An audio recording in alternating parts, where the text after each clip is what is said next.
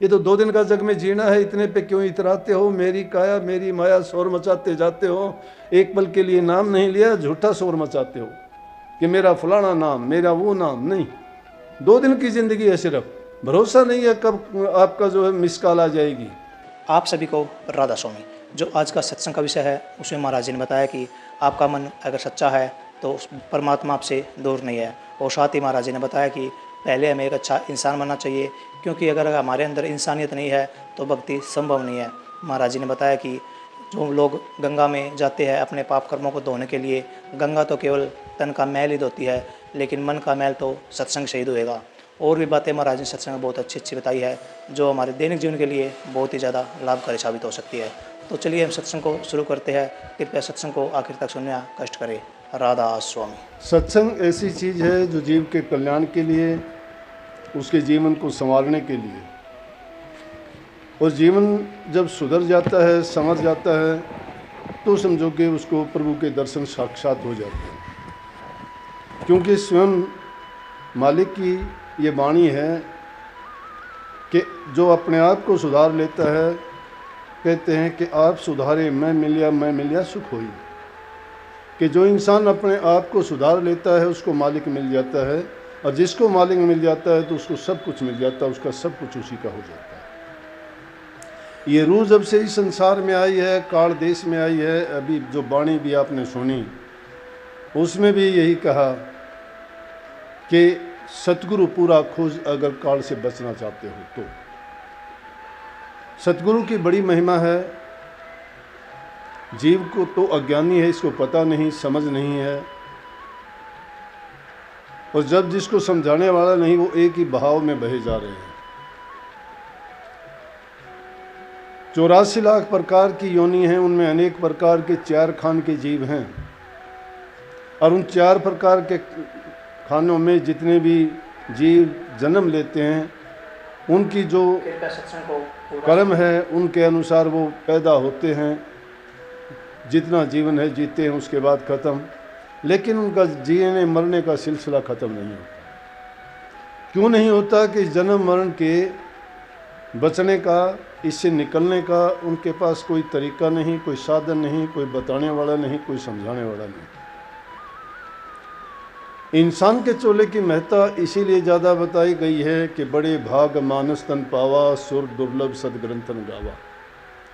कि मनुष्य का चोला बहुत भाग्य से मिलता है, बहुत जन्मों के हमारे पुण्य इकट्ठे होते हैं जब मिलता है, और उससे भी ज़्यादा हमारे नेक कर्म, शुभ कर्म किए हुए होते हैं तो हमें सत्संग और सतगुरु मिलता है।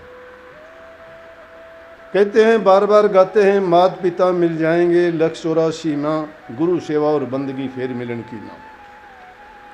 माता पिता तो 84 लाख योनि में जिसमें भी जन्म लोगे माँ बाप के द्वारा होगा। माँ बाप मिल जाएंगे, सगे संबंधी मिल जाएंगे, भाई बंधु मिल जाएंगे, बड़े नाते जुड़ जाएंगे आपस में, लेकिन बंध पर बंध लग जाएंगे, बंधन पड़ जाएंगे, उनके छूटने का काम नहीं है। परंतु गुरु की सेवा और बंदगी करने, परमात्मा की बंदगी करने का अवसर सिर्फ इंसान को ही है, दूसरे किसी जीव को नहीं। लेकिन ये इंसान का चोला लेके भी, मिलने के बाद भी अगर ये जीव भटक जाता है, किस चीज़ में भटक जाता है? कि काल ने जो रचना रची है उनमें बैठ जाता है ये। कोई धन के गुमान में, कोई ऊंचे वंश के गुमान में, कोई ताकत के गुमान में, कोई ऊंचे बड़े परिवार के अभिमान में सोचता है कि मेरे समान कोई है ही नहीं। लेकिन उनमें समानता क्या है? बड़े ऊंचे करके कोई महल चढ़ाता है, कोई धन दौलत इकट्ठा करता है, किस तरह से इकट्ठा करता है, कितने पाप छल बेईमानी करता है, लेकिन साथ लेके क्या जाता है? ये समझ इंसान को अकेले में नहीं होती। लेकिन जब कोई उनको शीशा दिखाने वाला, जब उनको कोई औकात दिखाता है कि अरे इंसान तू भूल में है, जिस दिन जन्म लिया था उस दिन तेरी मृत्यु निश्चित कर दी गई थी, पैदा हुआ है तो तू संसार से विदा भी होगा। उस चंद रोज के जीवन में तू क्यों उल्टे सीधे कर्म करके अपने कर्म का भार चढ़ाता है, और क्यों उन पापों की बोझ की गठड़ी अपने सिर लेके जाएगा, भटकेगा। 84 लाख योनि में दुख भोगेगा, कष्ट भोगेगा, कष्ट होंगे, देखता है अपनी आंखों से क्या क्या नहीं बीतता इंसान के साथ। किसी अंधे लूले लंगड़े को देखा करो, जिंदगी में आए हैं, अंधे जन्म से पैदा हो गए, कुछ नहीं देखा, सुनता है कि इंसान है, सुनता है कि संसार में सारी चीज़ें नहीं देख सक पाता वो। कितना खोटा कर्म किया होगा उसने जिसके कारण वो अंधा पैदा हुआ। कोई बिना पैरों के पैदा, बिना हाथ के पैदा होता है, कैसे चलता है, लेकिन फिर भी वो जीवन जीना चाहता है, मरना नहीं चाहता। मरना तो अवश्य होगा, लेकिन वो भी जितना जीवन है चाहता है मैं इस दुनिया को देखूं, मैं जीऊं, लेकिन फिर भी उसको प्रभु की याद नहीं आती। ये इंसान इसी भ्रम में और इन्हीं कामों में फंस के अपने जीवन को बर्बाद कर देता है।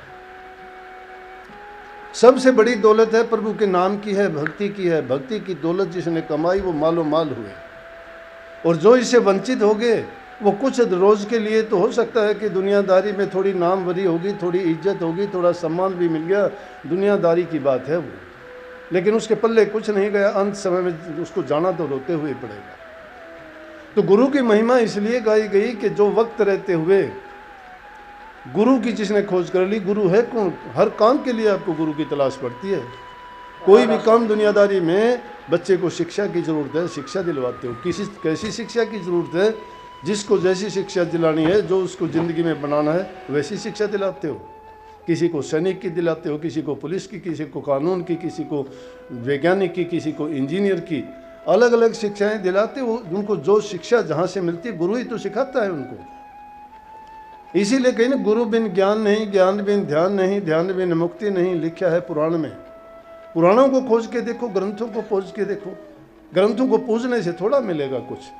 ग्रंथों में जो बात लिखी गई है, उस ग्रंथ को आप अगर अपना लोगे, ज़िंदगी में उसके अनुसार चलोगे, जो उसमें बातें लिखी गई हैं उनके अनुसार अपने जीवन को ढाल लोगे, तो समझो कि आपका जीवन सफल हो जाएगा। परंतु हम क्या करते हैं, उस बात को तो समझते ही नहीं हैं। हमारी बात हमें कौन सी समझ में आती है? जो हमें वो चीज़ें समझ में आती हैं जो हमारे हित की हैं, हमारे इंद्रियों के भोग की हैं, हमारे शरीर के आनंद की हैं। जो इंद्रियों का आनंद और शरीर के भोग हैं वो कुछ समय के लिए आपको सुख तो दे देंगे, लेकिन परिणाम उसका दुख में बदल जाएगा, और वो परिणाम भोगते हुए बहुत दिक्कत होगी। शुरू में सुख भोगते हो थोड़ा, लेकिन दुख हो जाता है बहुत ज़्यादा। जब किसी पूर्ण पुरुष की शरण में जाओगे, उनके सानिध्य में बैठोगे, उनकी बातों को सुन के अपने जीवन को उनके अनुसार ढाल लोगे, तो तुम्हारे जीवन का स्वरूप बदल जाएगा, परिवर्तन हो जाएगा, अज्ञान मिट जाएगा। ज्ञान जब आ जाएगा तो वो प्रकाश की तरह से, जैसे अंधेरे से प्रकाश में चले जाते हैं, सारी चीज़ें साफ नजर आती हैं। इसी प्रकार से गुरु भी आपको दर्पण की तरह से उन चीज़ों को साफ दिखा देगा कि किस कर्म के करने से जीव को क्या परिणाम मिलता है। अगर खोटे मंदे कर्म करते हैं तो दुख सुख भोगने के लिए दुनिया में आते हैं। अगर अच्छे और नेक कर्म करते हैं तो दुनिया में राजा बाबू सेठ साहूकार बन के आते हैं, ऊंचे पद मिलते हैं, प्रतिष्ठा मिलती है, इज्जत मिलती है, धन दौलत मिलता है, शरीर के ठाठ बाट और मन को खुशी देने वाली बहुत चीज़ें मिल जाती हैं। लेकिन प्रभु की भक्ति जो कर लेता है तो वो समझो कि दोनों जीवन सफल बढ़ा लेता है, क्योंकि जब दुनिया में रहता है तो उसको मानसिक शांति मिलती है, शारीरिक सुख मिलता है, जीवन को वो सफल करके जाता है, एक पल के लिए भी बेकार नहीं जाने देता। क्योंकि जब भी खाली समय होता है उसका चिंतन हमेशा अपने जीव के कल्याण के लिए या प्रभु की याद में गुजरता है। लेकिन दूसरी तरफ जो आदमी बुराई के रास्ते पे चलते हैं, वो उतना समय उन चालाकी करने में, बुराई करने में, कोई ना कोई तरकीब ऐसी सोचने में कि जिसके लिए वो खोटे मंदे कर्म ही करते, उनके लिए अपनी ज्ञान बुद्धि और मन को लगाते हैं। उन चीज़ों में लगा के वो तो अपना सब कुछ जाया करते हैं, बल बुद्धि और ज्ञान सभी उसी में नष्ट कर देते हैं। लेकिन जो गुरु के भगत होते हैं वो जितना समय उनको मिलता है वो अपने नेक काम में लगाते हैं। स्वामी जी महाराज ने लिखी है, सूरत तुम भई दीवानी तेरी बिरथा वैसे बिहानी। अरे सूरत, तू बेकार के कामों में क्यों दीवानी हुई है, और तेरी बहस भी बेकार है। लाखों बहस करने वाले आपको मिलेंगे।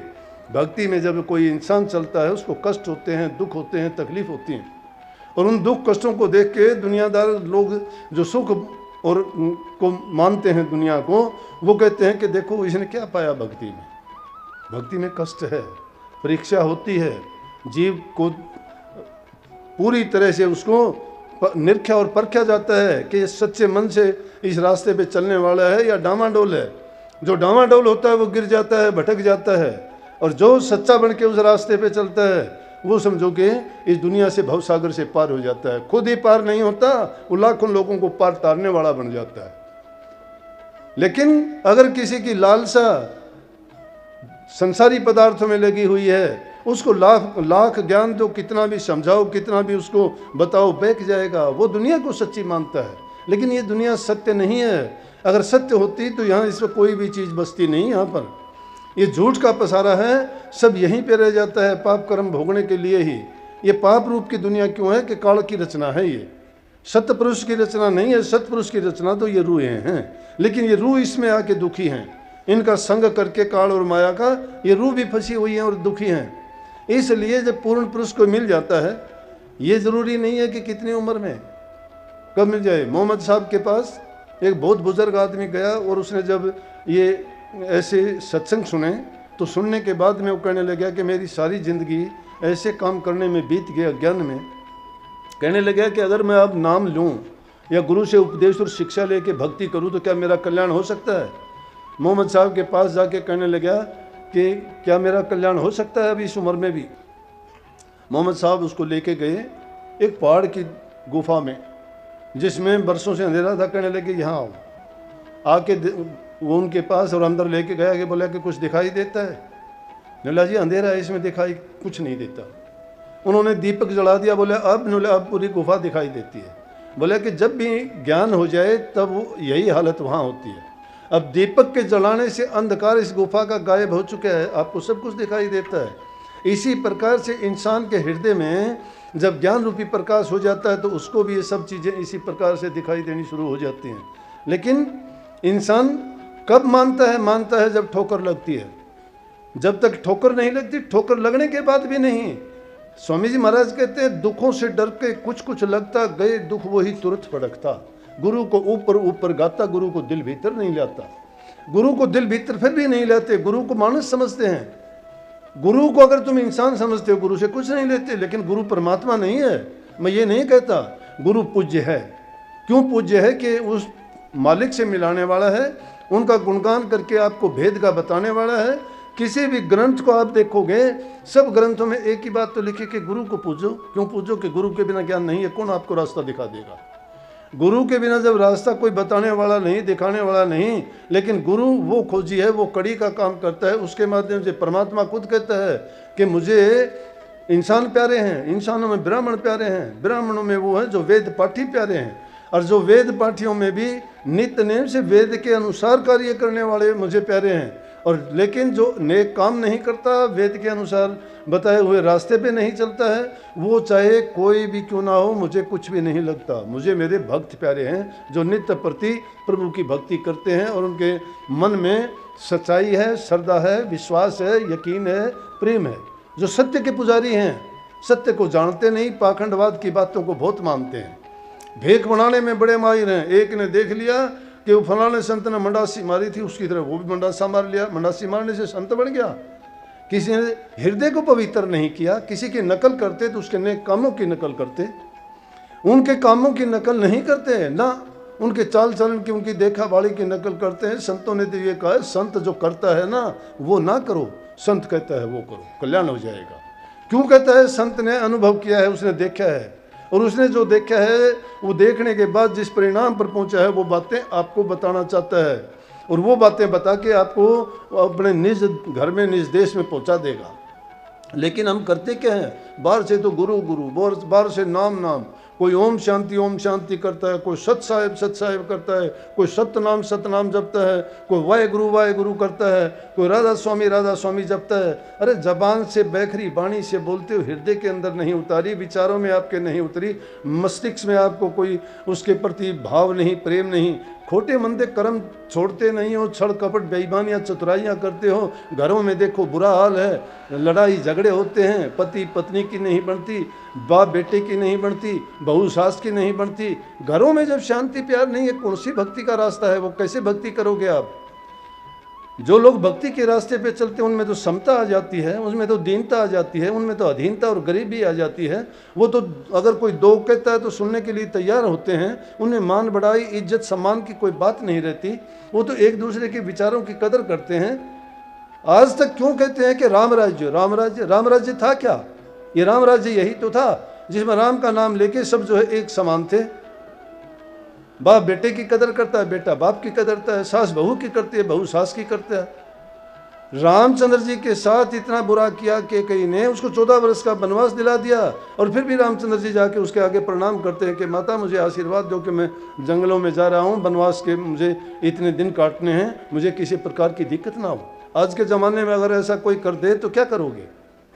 भाई भाई की इज्जत थी। रामचंद्र जी को लेने के लिए भरत जी चले गए, कहने लगे कि आप जा रहे हो लेकिन राजगद्दी मैं नहीं संभालूंगा, अगर गलती की है तो माता के कई ने की है, मैंने नहीं की। वो कहते हैं कि नहीं नहीं, जब तक मैं आता हूं तब तक राज। बोला कि मैं नहीं संभालूंगा। ये भाई भाई का प्यार था, सास बहू का प्यार था। सीता माता कितना आशीर्वाद लेके गई, सबसे लेके गई, कोई विरोध था? अगर उसी रामायण को हम 5वां वेद कहते हैं तो इसमें कोई अतिशोक्ति नहीं होगी।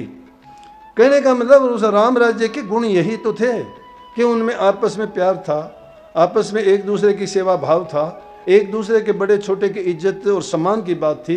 एक वाणी से कभी किसी को कोई गलत नहीं बोलते थे, एक दूसरे के आगे पीछे से किसी को कोई धोखाधड़ी, कोई छल कपट की बात नहीं होती थी। आज तो भाई भाई की गर्दन काटता है। यहाँ तो देखते हैं सत्संगों में बैठते हैं, घर में जाके देखो तो हाल बुरे हाल हैं। कौन सी भक्ति करते हैं, किस नाम को जपते हैं, कौन सा अभ्यास करते हैं? अगर नाम के जपने वाले हो, गुरु के प्यारे हो, और गुरु की कौन सी ये शिक्षा है? गुरुओं को भी ऐसे लोग बदनाम करवाते हैं, नाम को बदनाम करवाते हैं, गुरु को बदनाम करते हैं, क्योंकि घर वाले कहते हैं कि जाते सत्संग में हो तुम्हारा कार्य व्यवहार ये है। ये भक्ति के रास्ते नहीं है। अगर सच्चे मन से भक्ति करना चाहते हो तो सच्ची भक्ति कौन सी है? सच्ची भक्ति तो किसान अपने खेत में जाके भी करता है, भूमि को जोतता है, प्यार से जोतता है, उसकी रखवाली करता है, और मौसम में हर प्रकार की जो दिक्कत आने वाली है फसल की, उसकी परवरिश करता है, देखता है, और सच्चाई के साथ जो अन्न कमाता है उसको धरती माता उसका पूरा परिणाम देती है, अन्न देती है। सच्चाई है, वो सच्ची भक्ति है। कर्तव्य का पूर्ण रूप से सच्चाई के साथ पालन करना ही भक्ति है। कबीर साहब एक शब्द में कहते हैं कि दया राख धर्म को पाले, जग से रहे उदासी, अपना सा जीव सबन को जाने ताही मिले अविनाशी।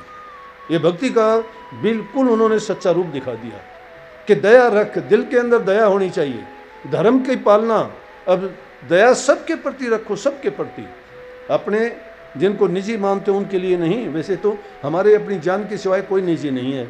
अगर निजी होता तो किसी के साथ चले जाते, कोई निजी है नहीं।